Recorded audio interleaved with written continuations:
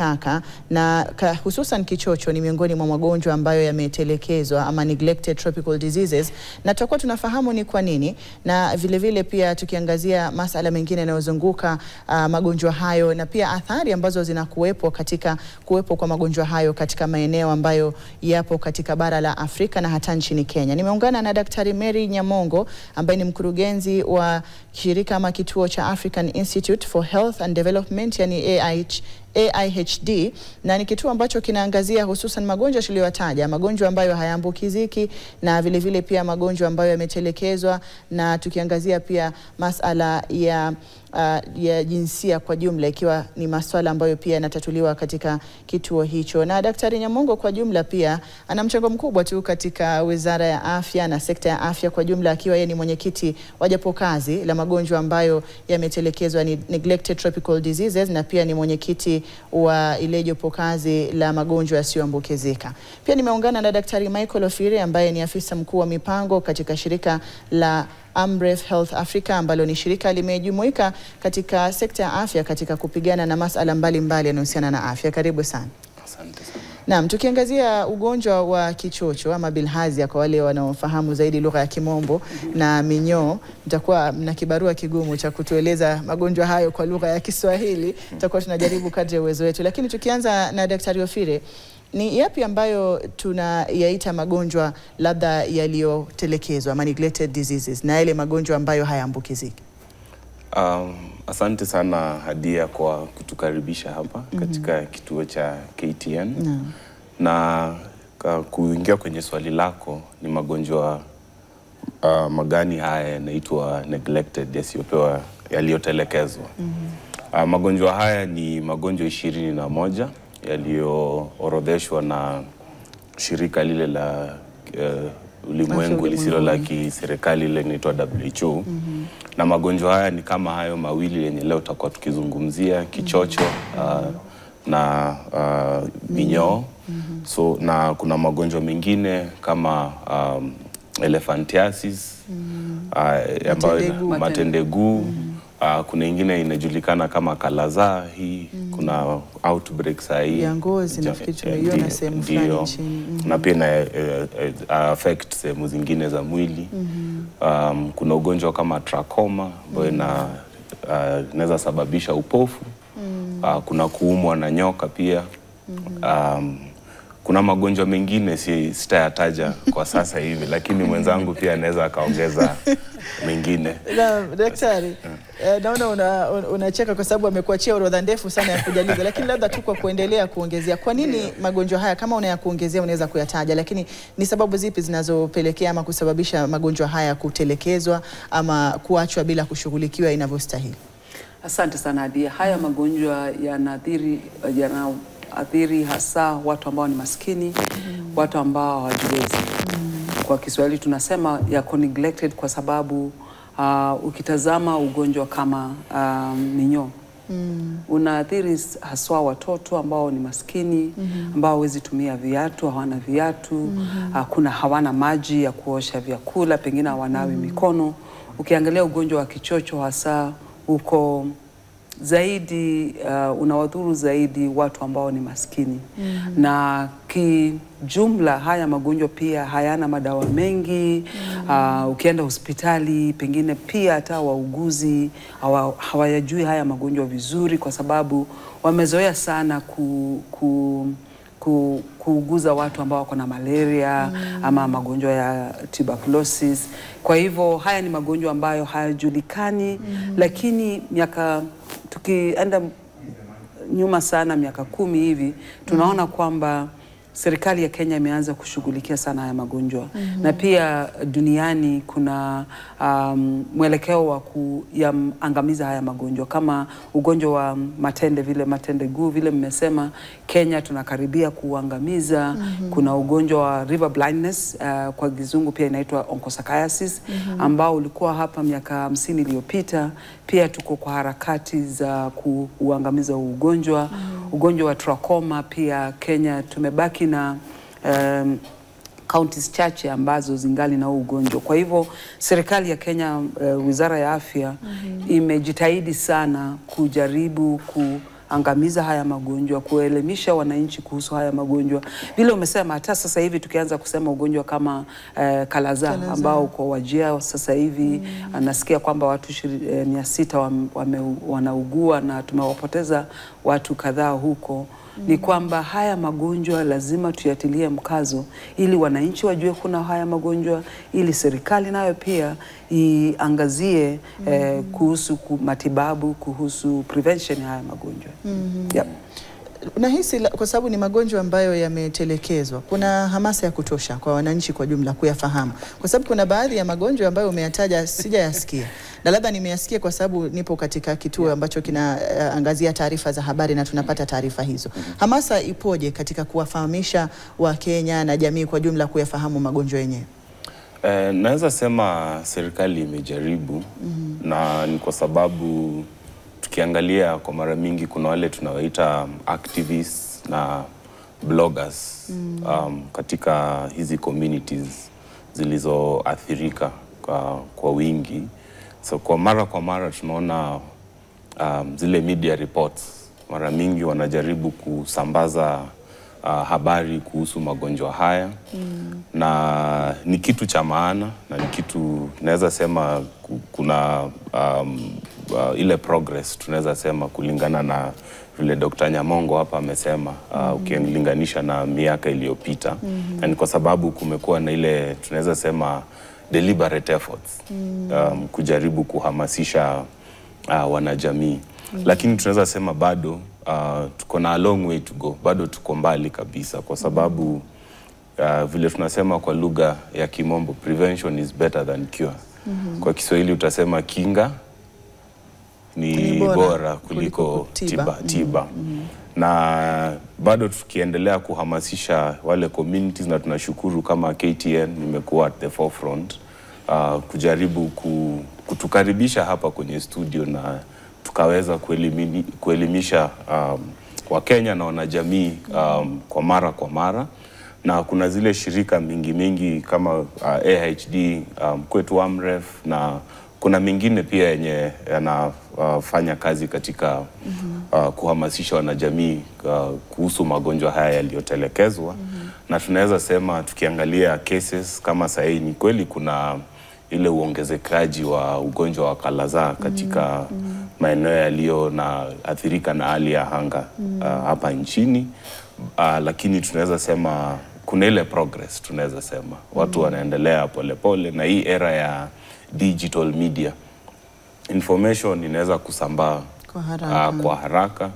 Na pia kuna wale community leaders kama kina chief, kuna wale viongozi wa dini pia mara mingi wakikuwa engaged wanasaidia pia kuhamasisha wanajamii. Na tunaweza sema hatuko kwenye tulianza, lakini bado mwendo bado upo, ndo tukaweza enforce ile prevention.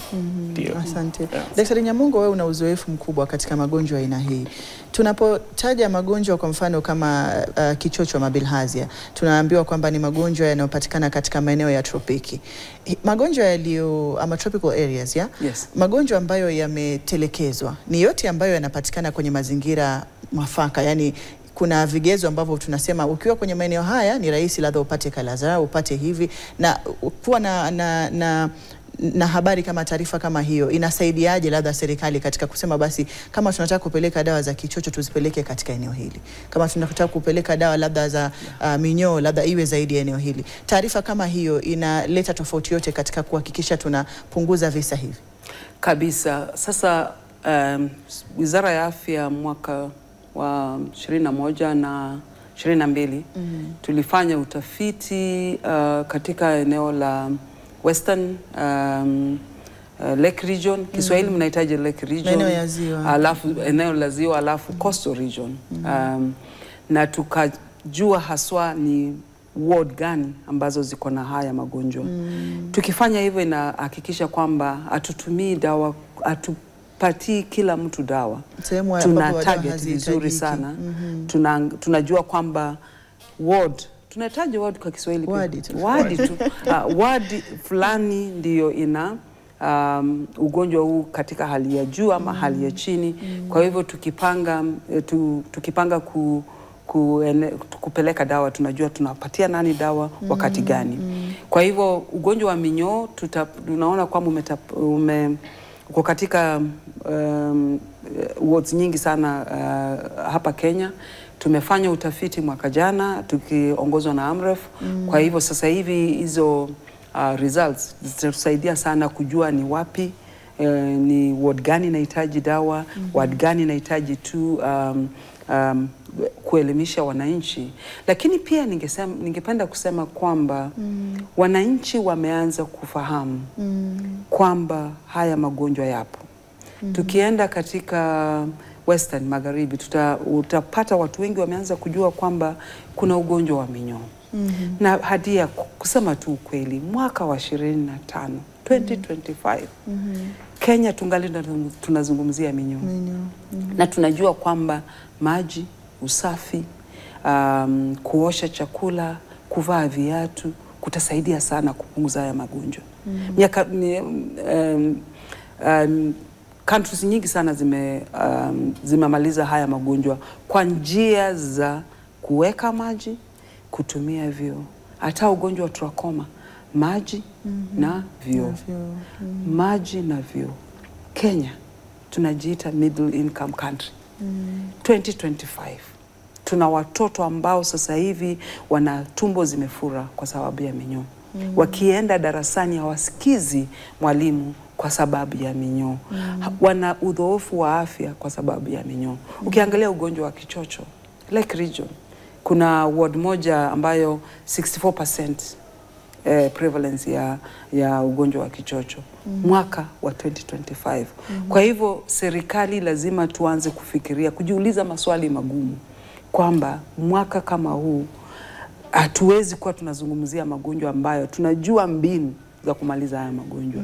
Tumeelimisha watu, tunaendelea kuelimisha jamii, lakini bila kuweka maji safi na bila kuwa na vyoo na watu watumie vyoo, tutakuwa tunazungumza tu hadia. Kwa hivyo lazima tufanye hiyo investment tukitaka kuyamaliza haya magonjwa. Na bila shaka, na nafikiri kama alivyotaja daktari, miaka ya 90 ndio nilikuwa nasikia kuhusu kichocho, na shuleni watu walikuwa hawana vyoo, shule nyingi za umma, kwa hivyo watu walikuwa wanahimizwa zaidi kujenga na kuchimba vyoo. Na hata niliposikia tunazungumzia bado kichocho kidogo nilishangaa kama bado ni ugonjwa ambao tunafaa kuzungumzia. Lakini tukiangazia athari hizi kama alivyotaja daktari kwa watoto, hususan kwa elimu, kwa sababu tunaona hata minyoo kwa kawaida siku hizi kwenye miji mikuu dawa za minyoo zinapewa watoto. Wanazunguka kwenye maeneo tunayoishi, wanaleta dawa za minyoo, watoto wanakunywa. Kwa hivyo tunatarajia watu wazima wajue jinsi ya kutopata minyoo. Lakini tukiangazia athari hizi kwa maisha ya mtoto anapokuwa hajashughulikiwa na kukaa kwenye mazingira salama, athari hizi zinakuja kumuathiri kwenye maisha yake vipi? Asante sana Hadia. Tukiangalia zile effects za kukua na minyoo, kwa mara mingi utaona zile minyoo ziko kwa mwili wa binadamu. Zinaelekea zikakaa pale kwa small intestines na zingine zinaenda zikaingia pale kwa large intestines pale kwa maeneo ya tumbo. Na ukiangalia kuna vile zina hook pale na zinakula damu kutoka kwa mwili wa binadamu kama ni ule mtoto pia. Na ukiangalia sehemu nyingi vile Daktari Nyamongo pia alisema, ukiangalia maeneo haya mara mingi ni watu wana ufukara. Na inamaanisha chakula kwa mara mingi hawezi afford kula kama chakula 3 kwa siku, so labda wanakula mara moja kwa siku, ama saa zingine pia wakakosa kukula kwa muda mrefu. Na ukiangalia wale minyoo wakikuwa pale wanategemea wewe kama binadamu ndo wao pia waweze kusurvive. So wakikula ile damu mara mingi sasa italid to ile anemia. Na anemia, ukiwa anemic kuna athari zake. Kuna ile na affect ile tunasema ukuaji wa ubongo ama akili. Na which would call neurological neurodevelopment, and affect ile brain development ya mtoto akiwa mchanga. Na tunajua mtoto akiwa mchanga ndio ile tunasema healthy start to lifestyle. Usipomsaidia akiwa mchanga inamaanisha kutakuwa na athari wakati atakuwa mtu mzima. Na akili yake kishaanza kuwa na ile brain development ina affect, ndio unapata pia performance pale katika shule mara mingi unapata iko chini. saa zingine anaanza kuwa na ugonjwa kwa mara, anaanza kukosa kuenda shuleni na akaweza kosa kuattend some of the lessons na unapata sasa yeye kama ule mtoto akiathirika na hezi catch up na wengine. Na tukiangalia in terms of ile Kenya, najua kuna ile mikakati ya kuhakikisha sehemu zenye kuna ufukara na hazija develop sana, government kuna ile wanasema equalization funds. But tukiangalia ndio wale sehemu hizo waweze kukatch up na maeneo mengine, then inamaanisha vitu kama simple things kama kukuwa na vyoo, maji safi, kuhakikisha kama hao watoto wanaishi maeneo kuna ile regular deworming, wanaweza pewa dawa za minyoo mara kwa mara, ndio hizo ikawasaidia. Na pia kitu kingine pia inaleta ile utapiamlo, ile malnutrition, kwa sababu wale minyoo wakiwa kwa mili yako ni parasites, yani zina depend on wewe tu. So kama pia lishe yako una lishe bora, so inamaanisha ile kidogo uko nayo wana compete na bado wanakunyang'anya ile kidogo mwili ilikuwa imeweza kustore ili itumie kwa siku za usoni ama kwa masaa ya usoni ukisikia njaa. Ndio. Naam, bila shaka umeeleza kikamilifu na kwa kina sana kuhusiana na athari ambazo tunaziona katika magonjwa hayo, ikiwemo minyoo, hususan kwa watoto, na labda pia kuathiri afya yao, elimu na pia ukuaji tu wa masala ya mwili na viungo vingine vya mwili kama vile akili. Tutakuwa napata kauli ya Daktari Nyamongo kuhusiana na mchango wa mashirika kama AIHD na vile vile labda Amref Afrika ni yapi ambayo yanahusisha kupigana na magonjwa aina hii, wakiwa wanashughulikia magonjwa haya na kuyaangamiza na kushirikiana labda na serikali kwa upande mmoja au mwingine. Lakini kwa sasa napata pumziko fupi na kusihi usiende mbali.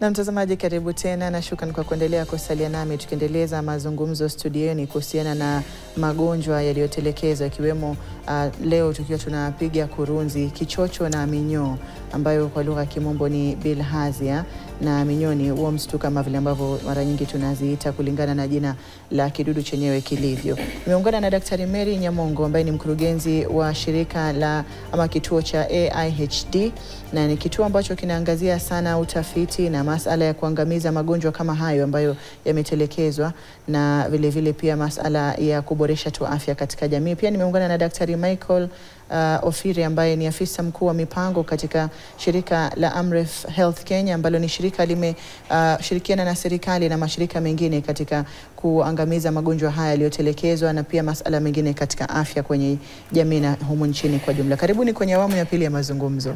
Tunaposema tunapiga kurunzi kichocho na minyoo, labda ni vyema tuarifu watazamaji kuhusiana na zile dalili za ugonjwa wa kichocho. Daktari Ofiri.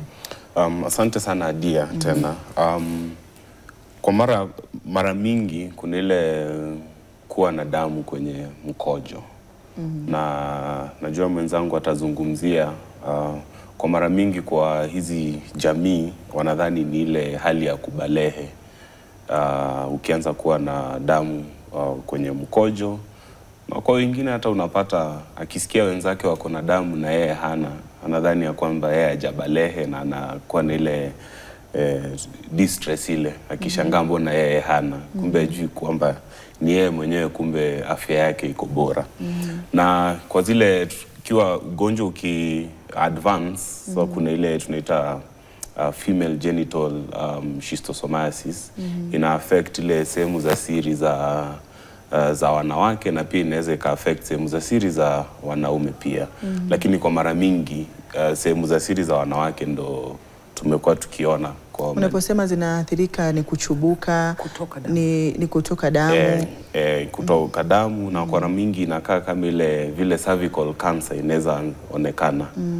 Kunakuwa na uvimbe zile lesions katika sehemu za siri za wanawake, na kwa wengine wanadhani ni kama magonjwa yale yanayosambazwa kwa njia ya ngono, sexual transmitted diseases. Na kwa ukweli saa zingine ni ugonjwa huu ile ikifika kwa advanced stage. Kama haujatibiwa. Kwa hivyo dalili ya kwanza ni kukojoa damu. Kukojoa damu, damu kwa kinyesi, alafu kwa wanawake kile tunahofia ni kwamba mwanamke akianza kuona anatoka damu, anajinyanyapaa mwenyewe, anaogopa kwenda hospitali, anafikiria pengine watafikiria kuna ugonjwa wa sexually transmitted disease. Kwa hivyo katika maeneo kama ya Lake Region ambapo tumeendelea kuwahimiza wanawake kwamba wakiona wanavuja damu kutoka sehemu zao za siri waende hospitali.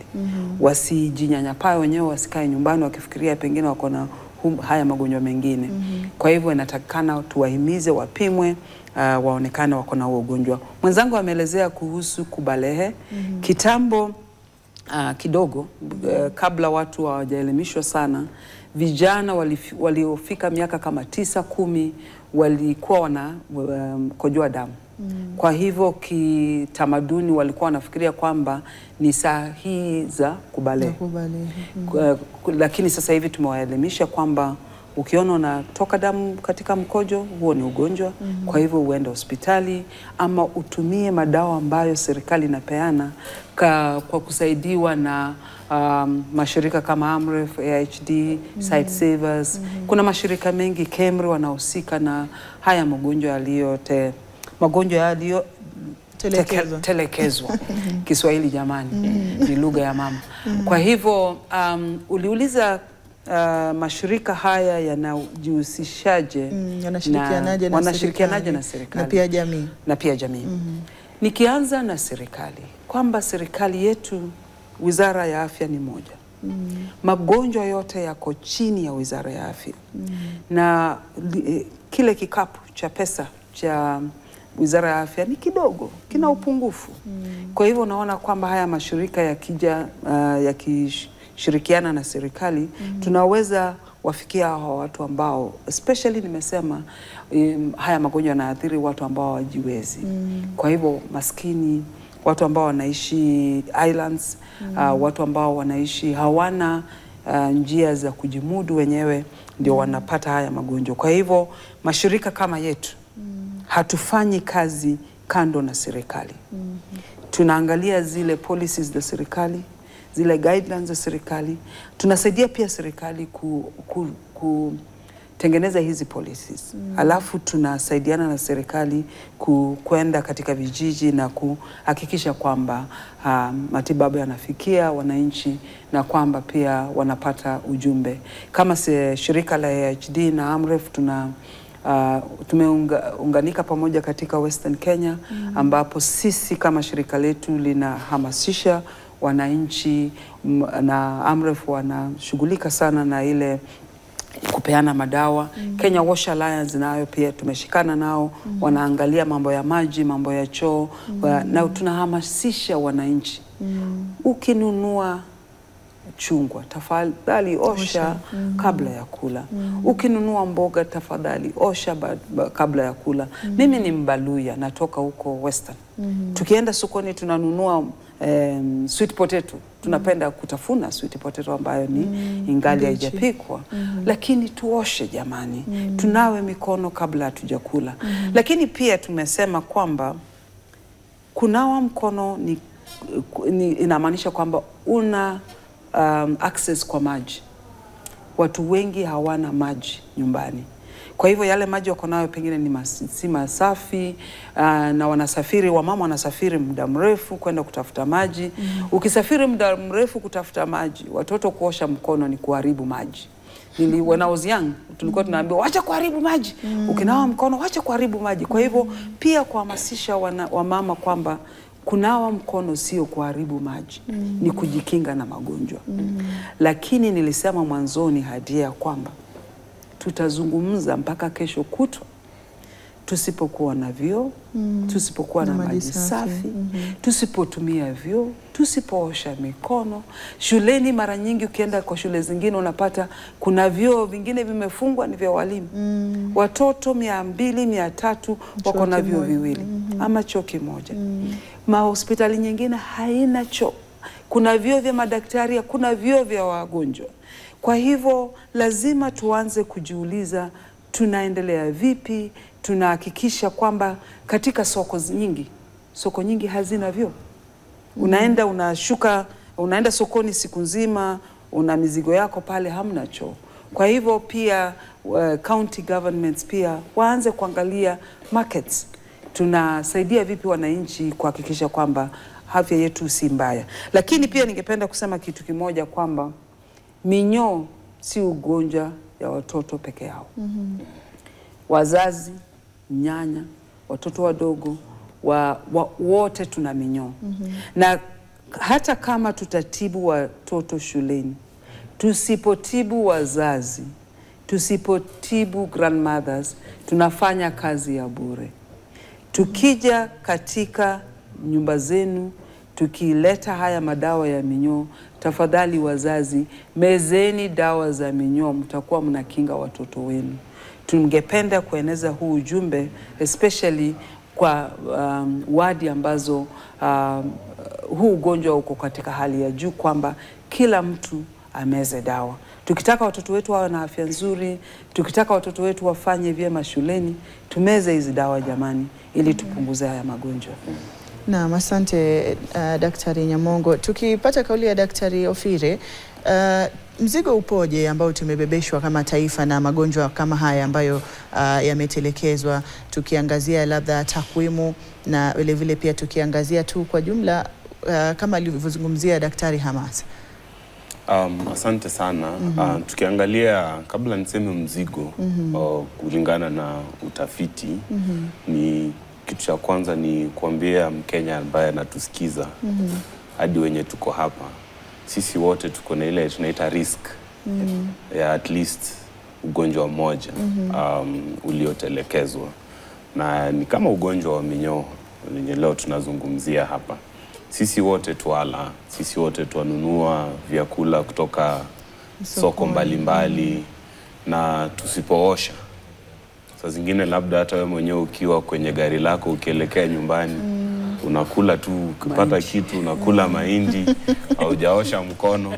Ama kama wewe ni wa kutoka Western, natumai bado hakuli sweet potato haijapikwa akiwa Nairobi, lakini kama bado anakula, na nadhani yeye utembea na maji kwenye gari akiosha. Lakini vile tunasema ni kila Mkenya ako at least at risk of one of kupata magonjwa haya. Walio labda ukiongezea walio katika hatari zaidi ya kuambukizwa, ukiangalia pia na takwimu, ni kina nani hasa? So walio katika hatari zaidi ni ukweli ni wale wako hali yao ya ufukara, wako maskini, na umri pia ni ule wa chini. Mara mingi utaona watoto kutoka miaka 5 hadi 14, wale watoto wenye kwa mara mingi wako shuleni wakicheza. Na sasa unapata ile saa zingine ile mzazi hayuko kuhakikisha amenawa, ama saa zingine akiwa shule huko, vile mwenzangu amesema, shule zetu zingine hazina hata vyoo, unapata ni za walimu, wanaenda wakajisaidia huko msituni ama kwenye fence. Na lakini tukiangalia kulingana na utafiti, takriban wadi 300 katika Kenya iko na wadi 1450. Na ukiangalia takriban thuluthi 30 ya wadi hizi ziko na ile tunasema prevalence iko high, yani tunahitaji kupeana dawa mara kwa mara. Kwa mara mingi kuna ile tunafanya ile mass treatment kwa community yenye prevalence iko high. Na ndio mwenzangu vile amesema, dawa hizi zikikuja zinaletwa bila malipo, tukishirikiana na serikali kuu na pia zile za ugatuzi, wanga tunazisambaza katika hizi communities. Lakini pia tukiangalia kuna ile importance ya routine, because kwa sababu campaign tukileta ile mass drug, kwa mara mingi kwa sababu ya ile hela maybe ya kusupport your process, tutaifanya kwa siku kama 5. Na ukiangalia kwa hizi siku 5, kuna watu wengine labda alikuwa amesafiri, dawa zikipewa katika jamii yake, ama labda alikuwa kazini na hatukuweza kumfikia, ama labda alikuwa mgonjwa kwa hospitalini na hakuweza kufikiwa na matibabu haya. So ndio ile tunasema serikali za ugatuzi pia, kama zinaweza pia fanya ile tunaita routine mara kwa mara, yani uhakikishe kwa community zako kwenye utafiti umeonyesha prevalence uko high. Na naweza sema serikali imejaribu sana kwa sababu kuna ile routine deworming inaendelea across Kenya ya wale watoto wa chini wa umri wa miaka 5. Lakini vile mwenzangu amesema, tukideworm wale watoto na tusahau hao wakubwa wenye bado wanabaki wakiwa carriers. Na pia sehemu zingine unapata pia watu wazima hawatumii vyoo, na ukipata pia kuna community zingine tunaenda zinakuwa very interesting. Kuna choo katika boma na choo ni ya ule household end, baba mwenye nyumba. Na hawezi tumia choo hiyo na watoto wake kwa sababu za utamaduni. Sasa unapata yeye akiitumia, basi hao wengine wote wanaenda kichakani. Ama kama hao wanatumia, yeye basi ndo wanaenda kichakani. So na tunaweza call upon, najua our politicians kwa mara mingi wao ndo wanahamasisha na wanasikizwa sana huku vijijini kwa sababu watu waliwapigia kura. So saa zingine hata kama tunaenda kuongelea mambo mengine kwenye community, pia wanaweza ongeza ile health messaging. Yeah, kwa sababu tukiweza hamasisha watu na wao wakisikizwa kabisa, basi tunaweza ona ile prevalence, magonjwa haya yakiteremka idadi. Na development, Kenya pia ikiendelea kuprogress na development pia itatusaidia kujaribu kuangamiza magonjwa haya. Na bila shaka uliuliza risk wavuvi, wale watu ambao wanavua, watoto ambao wanacheza katika maji, watu ambao wanajihusisha na kupanda kama mchele, mpunga tunaita kwa Kiswahili. Hao wako at higher risk. Wamama ambao wanaenda kwa maji kila mara pia wako hivyo.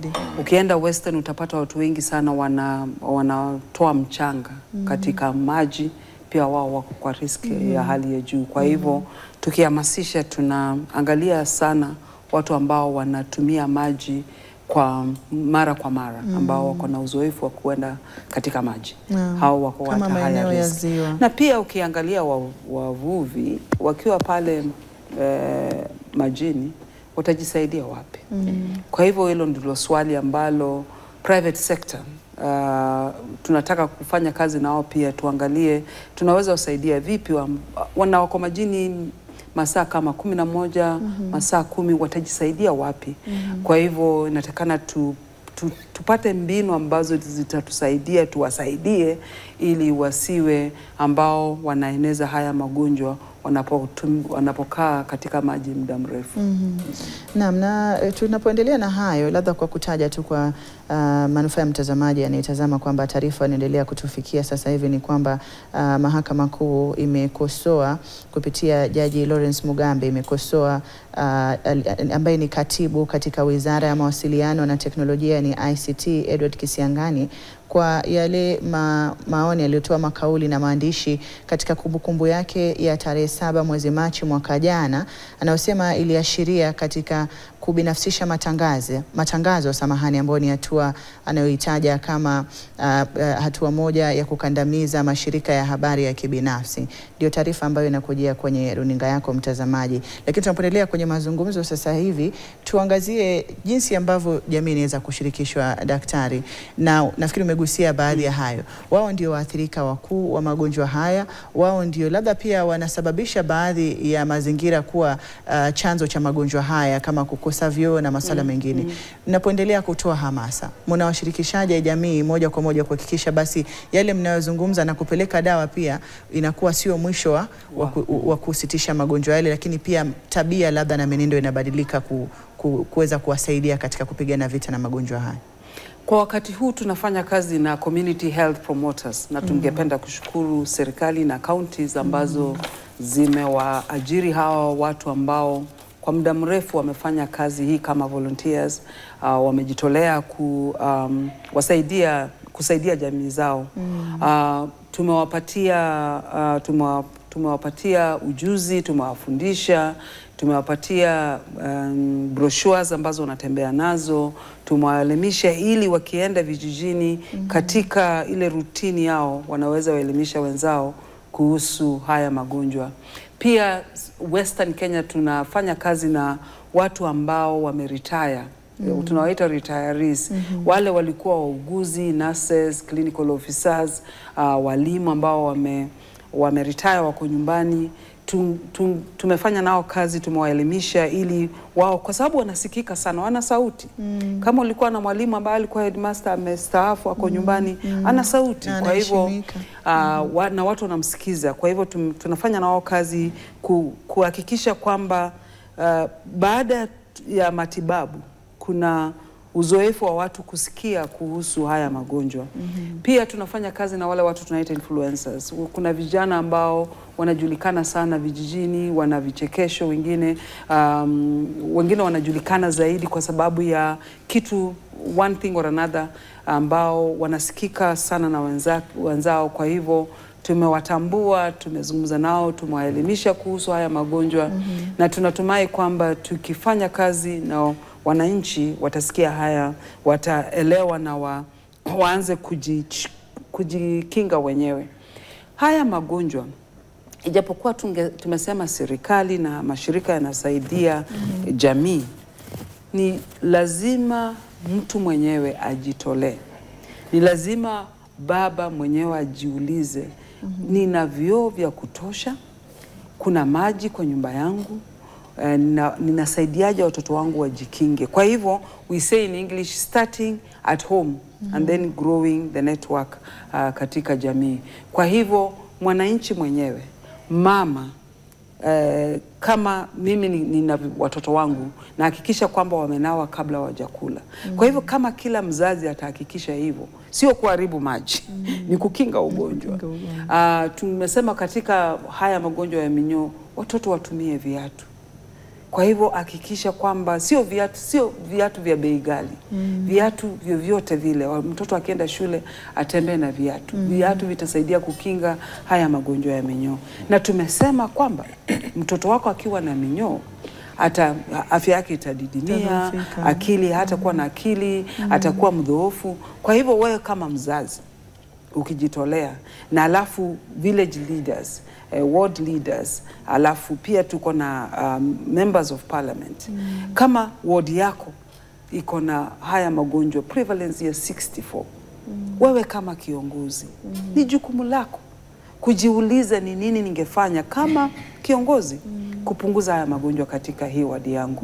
Kwa hivyo tunaomba ward representatives, hawa watu wote ambao serikali imesaidia kupata hivi vyeo, tafadhali tutumie vyeo vyetu kuwasaidia watu wetu katika nyumba zao. Vyoo, tuongeze vyoo. Tusambaze maji katika tap iwafikie watu ili kupunguza haya magonjwa. Naam, bila shaka. Daktari Ofire, tukiangalia safari ambayo tunaizungumzia haikosi changamoto. Changamoto ni zipi katika kupigana na magonjwa kama kichocho? Changamoto ya kwanza ningesema kuna kupeana dawa ili kuzuia. Kuna shida ya vyoo ili watu waweze wakatumia vyoo vyema. Lakini kuna changamoto hapa ambayo bei yake pia ni ghali, ile tunaita vector control.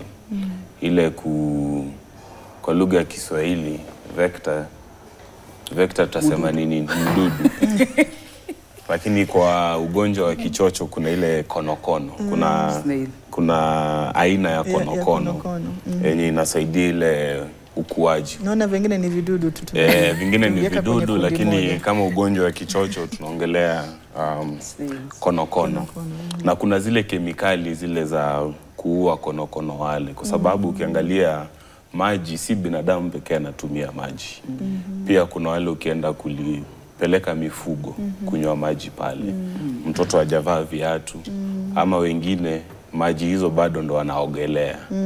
Na wakienda kuogelea kuna wale snail sasa wanaweza wakamuuma na wakipenetrate, alafu sasa wale vidudu, wale parasites wenye wanaleta ugonjwa wa kichocho wanaingia mwilini.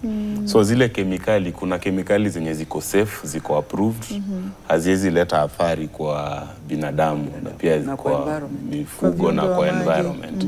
Zile kemikali, kusema ukweli, shirika zisizo za kiserikali kwa mara mingi juu ya bei hatuwezi pia tukasaidia.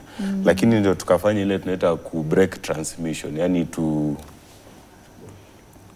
hiyo ku break, yani ndio Ningekuwa najua nataka kusema nini, kweli ningekusaidia. Break transmission ni kutamatisha kukata usambazaji wa ugonjwa huu. Basi ile tunaita vector control, kuwa wale konokono pia ni kitu cha maana sana. Na ndio tunasema serikali za ugatuzi, na pale tunapotengeneza bajeti kila mwaka, ingekuwa tunaweza kuwa na uwezo kuallocate, kwa sababu ukiteremka pale chini then ile pesa unahitaji pia inaenda ikipunguka, kwa sababu ni specific area tu unahitaji uende ukamwage zile kemikali na utasaidia wenzako. Na kusema ukweli, ile tunasema return on investment is higher. Ukijaribu kufanya vitu kama hizi, hata ukijenga madarasa mengi aina gani, na bado afya ya watoto na watu wako bado imedhoofika, inamaanisha basi sehemu zingine za nchi watoto wataendelea kuendelea vyema, lakini wako huku hawaendelei kwa sababu kuna vitu zingine zenye kama mwanasiasa ama gavana ama mwenye kutengeneza budget hauzingatii. Hujazingatia. Na bila shaka nitakuwa napata kauli ya Daktari Nyamongo pia kuhusiana na yapi ambayo yapewe kipaumbele labda mwishoni wa mwaka huu na katika kuangazia pigana vita magonjwa kama ya kichocho. Sasa nadhani nchi iko katika ile budgeting cycle for the next financial year ya nchi, na wakati huu ndio serikali za ugatuzi zinaweza zikashughulikia mambo ya afya. Na kwa mara mingi tunaona wanasiasa wanapenda ile infrastructure, kujenga hospitali na buildings mzuri tunaona, lakini ile kuweka hata equipment, kuhakikisha kuna wahudumu wa afya wamekuwa posted ama wameandikwa kazi kufanya katika hospitali hizi. Saa zingine hapo ndio kuna ile tunaita gap kidogo. Lakini kitu cha maana pia tukiangalia beyond hiyo buildings mzuri na kukuwa na wahudumu wa afya, pia kuna kuhakikisha kuna dawa, na dawa za zingine hazihitajiki hospitalini peke yake. Si kila mtu anapewa dawa. Kama dawa za minyoo, si lazima ukuwe mgonjwa umekuja hospitalini ndio ukaweza kupewa dawa ya minyoo. Zile dawa zenye zinaitwa more of preventive, zinasaidia kuzuia wewe usije ukakuwa na zile athari za kukuwa na minyoo. So wakaweza kuweka pesa ya kuweza kununua dawa hizi, ndo zikaweza kuwa distributed, zikagawanywa na wale community health promoters, wakitembelea nyumba zenye ziko katika ile catchment area yao at least mara moja kwa mwezi, wanaweza wakapeana zile dawa za minyoo, na si kwa watoto tu wa chini wa umri wa miaka 5. Tunasema hata hawa adults, the older population pia kama wanaweza poa zile dawa, itaweza saidia sana kuangamiza magonjwa kama ya minyoo. Na beyond hiyo kupeana madawa peke yake, hata ile kuhamasisha, isikuwe ile tunaifanya kama one of activities zile wakati wa campaign. Wale community health promoters wetu kwa county, kuna wale wanaitwa health promotion officers, wanaweza wezeshwa vipi wakaweza kuwa na kama baraza, zile community meetings tu kwa mara waweze wakahamasisha wanajamii athari ya magonjwa haya, unaweza ukazuia vipi, unaweza ukaipata vipi. Na natumai wakiweza fanya hiyo ikuwe part of the routine activities zenye wanafanya kwenye communities, inaweza saidia sana kuweza kupunguza ama kuangamiza magonjwa haya kama ya minyoo. Na asante. Kwa kumalizia, Daktari Nyamongo, ni yapi ambayo yapewe kipaumbele tunapoendelea na hamasa, tunapoendelea na mikakati na vita dhidi ya magonjwa ya aina hii? Tunafahamu kwamba huduma za afya ni jukumu la counties. Kwa hivyo tuko na utafiti umefanywa, tuko na information mpaka kwa wadi, kila wadi. Kwa hivyo tukimaliza na utafiti, tupatie county, every county hizo results zake, waangalie, wajue ni wapi kuna shida. Globally, katika dunia kwa ujumla, kuna magonjwa ambayo yamekuwa targeted kwa kuelimishwa, elimination, kuangamizwa. Ugonjwa wa ukoma, Kenya tuko karibu sana kuumaliza. Ugonjwa wa matendeguu, huo pia tuko katika ile harakati ya kuuliza WHO watu wahakikishe kwamba tumeuangamiza. Huu ugonjwa wa schistosomiasis, kichocho pia. Ugonjwa wa minyoo unaweza angamizwa. Ugonjwa wa trachoma, tunahitaji trachoma kwa Kiswahili, huu wa macho. Trachoma. Na ule ugonjwa wa sleeping sickness, kitambo ulikuwa umeenea sana. Hiyo pia, huo pia ni ugonjwa mmoja, ugonjwa ambayo imetelekezwa.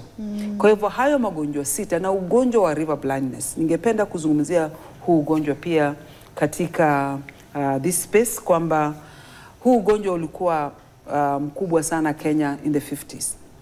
Alafu wakafanya ile, mwenzangu alikuwa anatuuliza vector inaitwa nini. Vector yake ni kadudu kadogo keusi hivi. Wakafanya utafiti, wakaweka madawa, wakaua hizo black flies. Lakini sasa tuko katika ile harakati ya kuhakikisha kwamba huo ugonjwa hautarudi tena. Kwa hivyo wananchi wakituona tukizungumza, na huo ugonjwa ulienea sana Western Kenya. Kwa hivyo wananchi wakituona tukiwauliza kuhusu huu ugonjwa wa onchocerciasis, ugonjwa wa river blindness, ni kwamba tunataka WHO tuambie kwamba Kenya haina huu ugonjwa. Kwa hivyo hiyo ndio next step. Lakini kuna magonjwa mengine ambayo kama mycetoma, huko Turkana na kaunti zingine ziko na hayo magonjwa. Ugonjwa wa denge, wa Kenya wanaita ndengu. Denge, ugonjwa wa chikungunya, magonjwa kama ya kalaza vile tumesema. Kwa hivyo kila kaunti ijiulize, katika kaunti yangu niko na ugonjwa gani? Niko na madhara gani? Watu wangapi wamehusika? Ni budget gani inahitajika, so that katika budget ya kila kaunti kuna budget ya haya magonjwa, ili tukifika mwisho wa mwaka tusiwe tunazungumzia magonjwa ambayo yangekuwa yameisha kitambo. Pia tungependa kuleta hizi sekta zingine, kwa sababu sekta ya maji ni muhimu sana. Sekta ya elimu ni muhimu sana. Sekta ya private sector pia, sekta ya kibinafsi ni muhimu sana, ili tushikane mikono. Kuangamiza haya magonjwa sio jukumu la shirika la afya peke yake, sio jukumu la Ministry of Health peke yake, ni jukumu la kila mtu. Watu binafsi, hizi sekta zote tukiungana pamoja, tutakuwa katika will accelerate hii hatua ya kuangamiza haya magonjwa. Lakini Kenya tuko kipaumbele kidogo kulinganisha na hizi nchi zingine, hata majirani wetu tuko mbele kidogo kuangamiza haya magonjwa. Naam, bila shaka, na tunatumai kwamba tutakuwa tunayafikia hayo. Lakini nikitamatisha mazungumzo, ni washukuru sana wageni wangu kwa kufika studioni na kwa mchango wao mkubwa katika mazungumzo. Nimshukuru Daktari Mary Nyamongo ambaye ni mkurugenzi katika kituo cha African Institute for Health and Development, yani AIHD, na pia ni mwenyekiti wa kamati ama jopo kazi la Neglected Tropical Diseases humu nchini, na pia lile jopo kazi la Non-Communicable Diseases. Na pia nimshukuru sana Daktari Michael Ofiri ambaye ni afisa mkuu wa mipango katika shirika la Amref